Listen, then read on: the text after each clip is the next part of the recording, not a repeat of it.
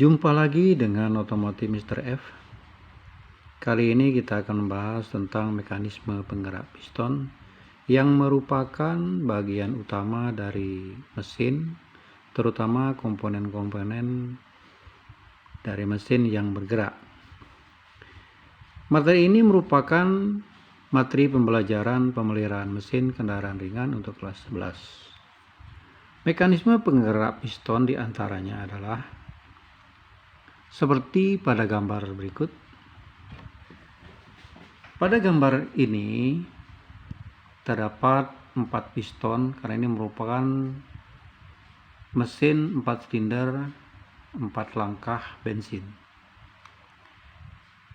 Mekanisme itu antara lain adalah yang pertama adalah piston itu sendiri, kemudian yang kedua adalah connecting rod atau batang piston, kemudian yang ketiga adalah crankshaft atau poros engkol, kemudian di bagian belakang ini ada flywheel.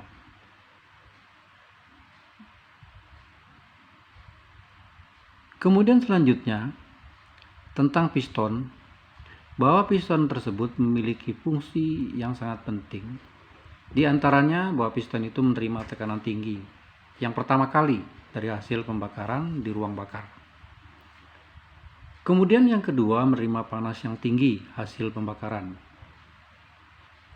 Dan yang ketiga atau yang C meneruskan gerakan naik turunnya piston ke connecting rod dari hasil pembakaran di ruang bakar. Kemudian yang 4 atau yang D yaitu tempat terpasangnya cincin kompresi dan cincin oli, connecting rod dan bos piston.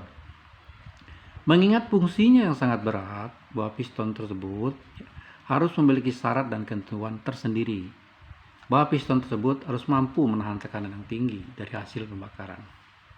Kemudian dia harus mampu menahan panas yang tinggi. Dan yang ketiga, bahwa piston itu harus memiliki beban ataupun memiliki berat yang ringan, tetapi dia tidak mudah memuai. Kemudian yang selanjutnya, konstruksi dari piston. Pada gambar ini merupakan konstruksi daripada piston pada umumnya. Piston terdiri dari beberapa bagian. Yang pertama adalah bagian kepala piston atau piston head yang ini. Kemudian yang kedua ini yaitu adalah ring section. Kemudian yang tiga yaitu skirt yang ini. Kemudian yang keempat adalah midpoint. Nah, ini adalah bagian utama daripada piston. Head atau kepala piston ini memiliki fungsi yang sangat berat. Disinilah titik proses terjadinya siklus yang akan merubah energi kimia menjadi energi panas, kemudian merubah menjadi energi gerak. Dan di kepala piston inilah segala sesuatu yang terjadi, panas, tekanan akan terima pertama kali di kepala bagian piston. Kemudian ring section ini terdiri dari length, kemudian groove, kemudian terpasangnya ring kompresi, terpasangnya ring oli, kemudian di sini ada oil return hole atau lubang pengembali minyak oli. Kemudian skirt ini adalah sisi kerja daripada piston, bagian kiri dan bagian kanan. Kemudian mix inilah penyeimbang daripada gaya sentripetal piston. Di saat piston menerima tekanan dari atas ke bawah bergerak ke bawah, dan pada saat akan terjadinya perubahan gaya naik turunnya piston menjadi gerak putar melalui connecting rod. Ini adalah penyeimbangnya. Jadi penyeimbang gaya sentripetal pada piston adalah mix point. Kemudian pada ring section terdapat ada length, Yang pertama adalah top land, kemudian second land, kemudian third land. Nah, land ini adalah untuk membatasi posisi daripada ring. Di ring di sini ada 3. Yang pertama ada ring kompresi, kemudian yang kedua juga ring kompresi, dan yang ketiga adalah ring oli. Nah, tempat dudukan ring ini disebut dengan ring groove. Di sini ada 3. Top compression ring groove yang pertama, kemudian second compression ring groove, kemudian yang ketiga adalah third ring groove. Ini dia. Kemudian selanjutnya adalah ada pinhole di sini, atau pinboard, atau lubang dudukan daripada pin piston. Kemudian yang ini adalah balance pad. Nah, balance pad ini berguna hampir sama dengan mid point, adalah sebagai penyeimbang gaya. Karena piston ini terjadi beberapa gaya. Yang pertama adalah gaya tekan. Nanti di sini akan menimbulkan gaya aksi dan reaksi. Kemudian gaya sentripetal. Nah, gaya 2 itu adalah yang paling dominan yang terjadi pada piston. Kemudian selanjutnya, konstruksi piston pada kepala silinder, kalau dilihat dari bagian atas, ini ada cowakan. Nah, cowakan ini adalah untuk posisi ruang bakar dan posisi di saat top piston,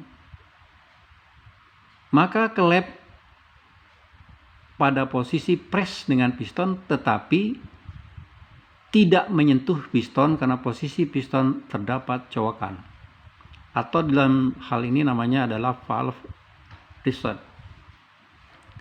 Kemudian adalah yang kedua, yaitu revolving rib. Nah, ini adalah dalam konstruksi bagian dalam pada piston ini sedikit menonjol ke dalam.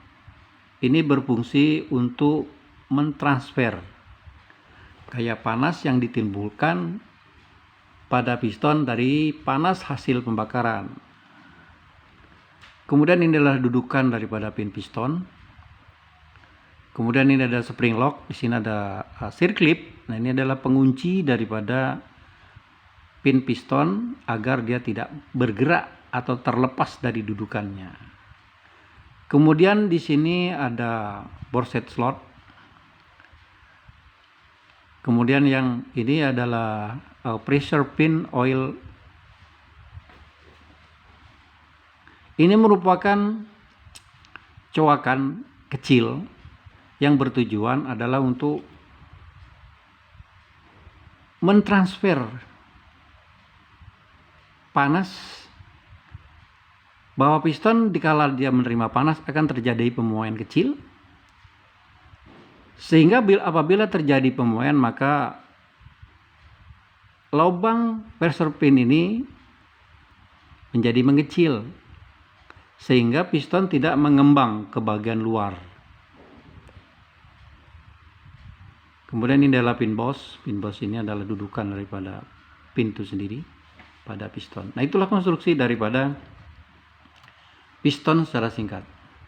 Kemudian adalah konstruksi daripada ring yang terpasang pada piston. Yang pertama adalah ini ring pertama, kedua, dan ketiga.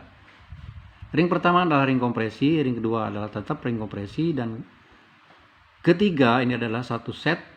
Ini adalah satu set ring oli. Di tengah ring oli ini terdapat suatu pegas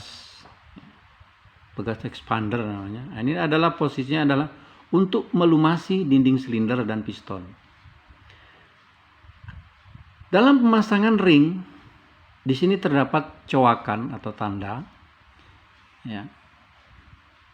Nah, cowakan ini dipasang tidak sejajar dari keseluruhan ring, dan ini harus selisih. Yang pertama ini, kemudian yang kedua, dan ketiga.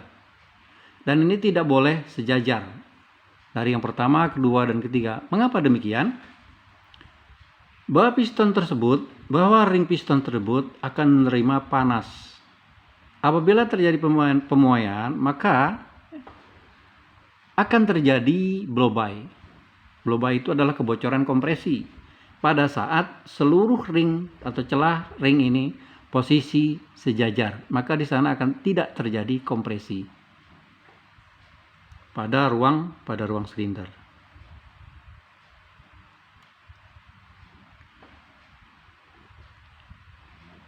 Nah, ini adalah bagian sebelah kanan, itu ada sama gambarnya, adalah pemasangan ring pada piston. Kemudian selanjutnya adalah connecting rod atau batang piston. Fungsinya adalah untuk meneruskan gerakan naik turunnya piston. Dari piston diteruskan ke poros engkol. Itu yang pertama. Yang kedua, mulai merubah gerakan naik turun piston menjadi gerak putar yang akan diteruskan ke poros engkol.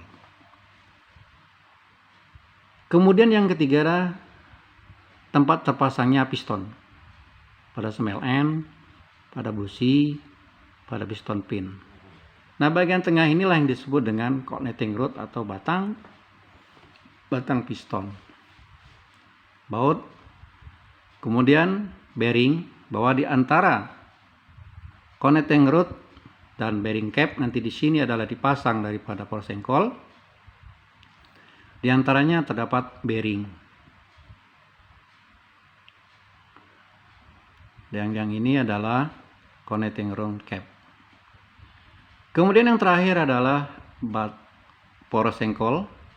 Ini dia poros engkol. Poros engkol ini terdapat beberapa komponen. Yang pertama adalah as atau sub. Kalau ditarik garis lurus, ini adalah bagian depan, ya, yang sub ini. Ke belakang adalah center. Dan di bagian belakang ini nanti akan dipasang flywheel atau roda gila. Kemudian yang pin ini adalah tempat terpasangnya connecting rod yang dihubungkan dengan piston. Ini adalah connecting yang pertama, kedua, ketiga, dan keempat, yang disebut dengan pin. Sedangkan jurnal inilah tempat terpasangnya poros engkol pada blok silinder. Itulah komponen-komponen yang bergerak, terutama komponen-komponen daripada mekanisme piston. Sehingga poros engkol ini akan merubah gerak naik turunnya piston melalui connecting rod diteruskan ke poros engkol menjadi gerak putar. Gerak putar itu akan diteruskan ke flywheel, kemudian flywheel akan teruskan ke kopling. Dari kopling terus ke transmisi dan seterusnya sampai ke roda. Demikianlah penjelasan singkat dari piston dan mekanismenya, dari bergeraknya naik turunnya piston berubah menjadi gerak putar sampai ke roda. Terima kasih atas kunjungannya. Mudah-mudahan penjelasan ini bermanfaat bagi kita. Sampai jumpa di video selanjutnya.